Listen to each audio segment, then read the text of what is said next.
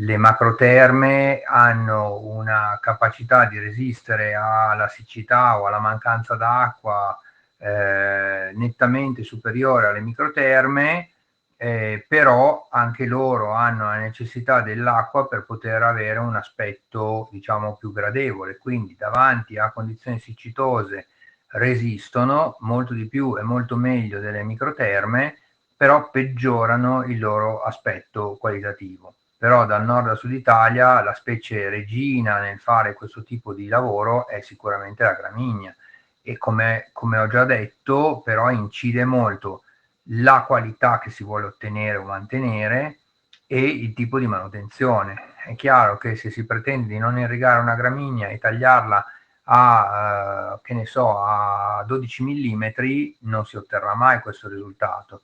Se si pensa di avere una gramigna non irrigata o irrigata molto saltuariamente a 3 cm e mezzo, allora probabilmente l'obiettivo si ottiene.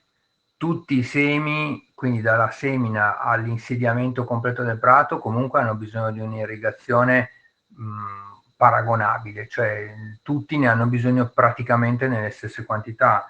Per assurdo, le macroterme che vanno seminate in periodi caldi ne hanno bisogno ancora di più all'inizio.